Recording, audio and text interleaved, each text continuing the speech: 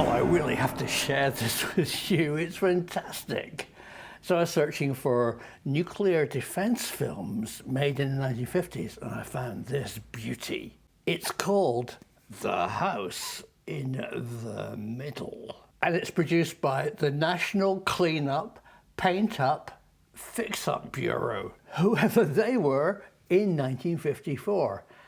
So sit back, relax, and don't forget to paint your house. Oh, and by the way, the opening, I thought it was going to be an episode of Thunderbirds. Enjoy this. 5, 4, 3, 2, 1.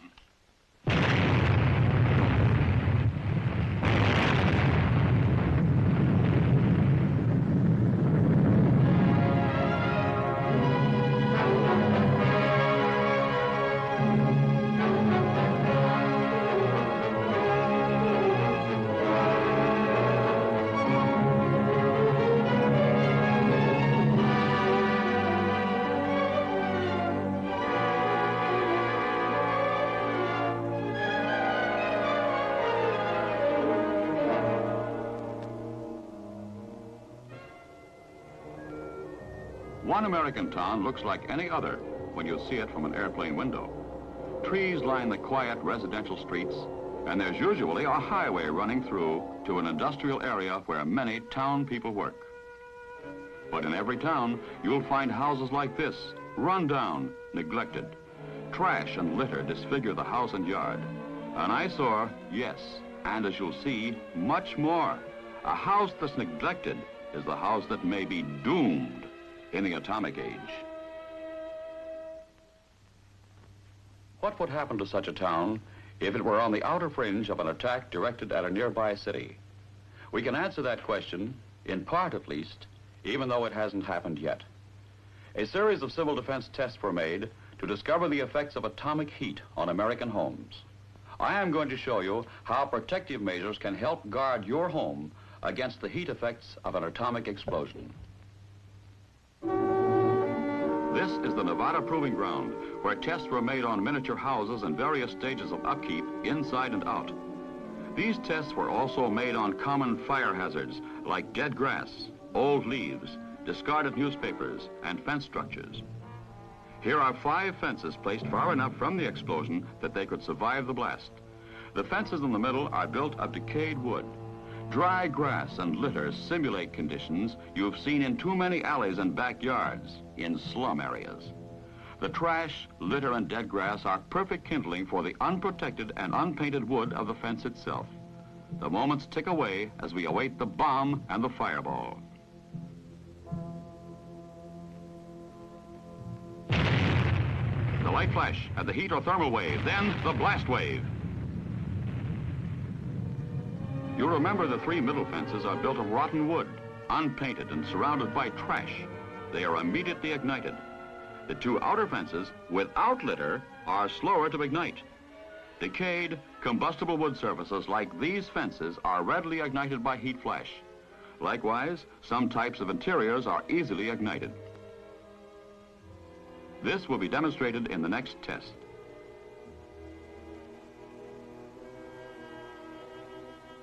Here are 2 miniature frame houses, identical in structure, both in good condition and well painted outside.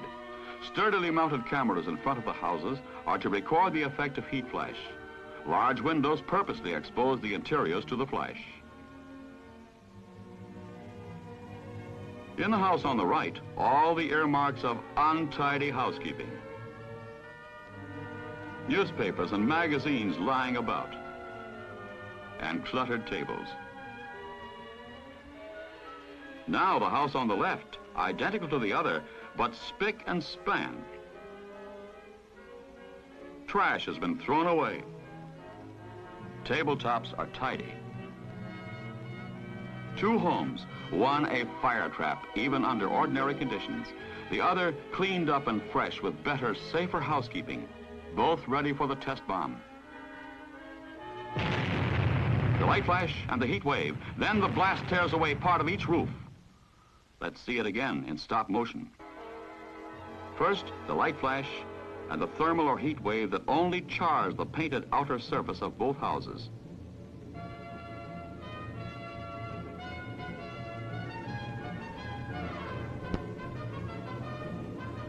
Then the blast.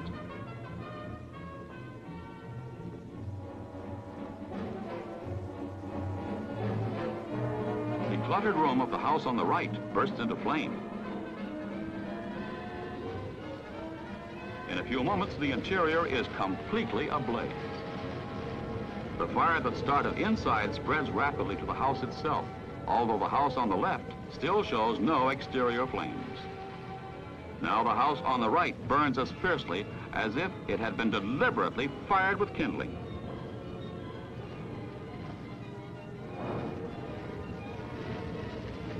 The lack of fire-safe housekeeping has doomed this house to destruction. In the other house, with its better, safer housekeeping, one small fire was readily extinguished afterward. Damage? Yes, but the house still stands. One house standing, one house leveled, both painted and cleaned up outside. Identical houses, except for inside conditions and housekeeping. Now, our third test. 3 identical miniature frame houses, each with varying exterior conditions, all the same distance from the point of the explosion. The house on the right, an eyesore.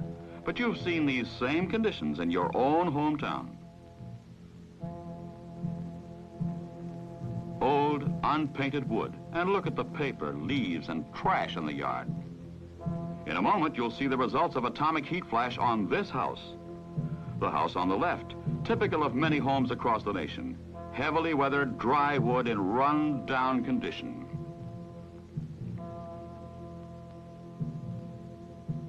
This house is the product of years of neglect. It has not been painted regularly. It's dry and rotten. A tinderbox ready to turn into a blazing torch. The house in the middle, in good condition, with a clean, unlittered yard. The exterior has been painted with ordinary, good quality house paint. Light painted surfaces reflect heat, and the paint also protects the wood from weathering and moisture damage. Let's watch the test now and see what happens under atomic heat.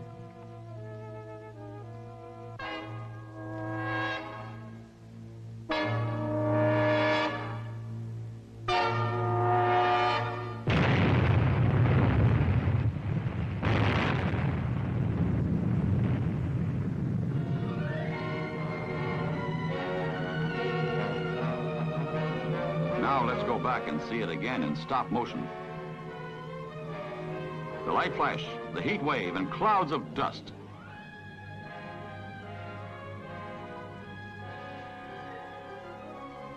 Keep your eye on the house on the right. Notice how the heat wave affects it.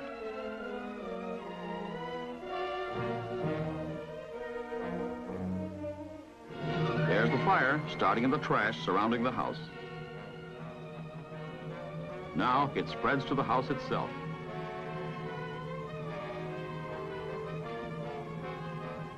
In a moment, the blast wave, and here it comes.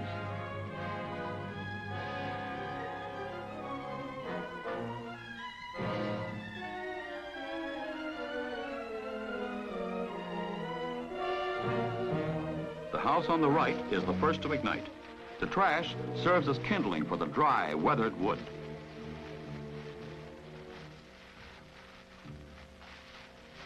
The house on the left smolders for a few moments. Looks almost as if it will not burn, and then bursts into flame. The house on the right continues to burn. 2 houses are a total loss, but the well-kept and painted house in the middle still stands. Which of these is your house? This one? The house on the right, dilapidated with paper, dead grass, litter everywhere. The house on the left, unpainted, run down, neglected. Is this your house? The house in the middle, cleaned up, painted up and fixed up, exposed to the same searing atomic heat wave, did not catch fire. Close examination revealed only a slight charring of the painted outer surface.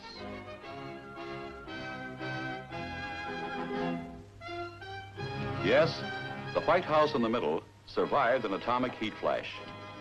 These civil defense tests have proven how important upkeep is to our houses and towns. Now it's up to us, the people, to take decisive action. All right, you say, what can I do about it? What can my community do? All over America, towns and cities are organizing local cleanup, paint-up, fix-up campaigns. Boy and Girl Scouts and school children of all ages are told how they can help by organizing teams to clean up alleys and backyards. See that you help by removing all of the litter, junk, old newspapers, and trash. They collect and pile up. Your community needs this help. Do those long-delayed repair jobs now. Trim your shrubbery and trees, weed and plant flowers. Keep your block cleaned up. Beauty, cleanliness, health, and safety are the four basic doctrines that protect our homes, our cities. You've seen the tests. You know the story. Join up with your friends and neighbors for a better, safer community. It's also good civil defense, which is everyone's responsibility. The dingy house on the left, the dirty and littered house on the right, or the clean white house in the middle. It is your choice. The reward may be survival.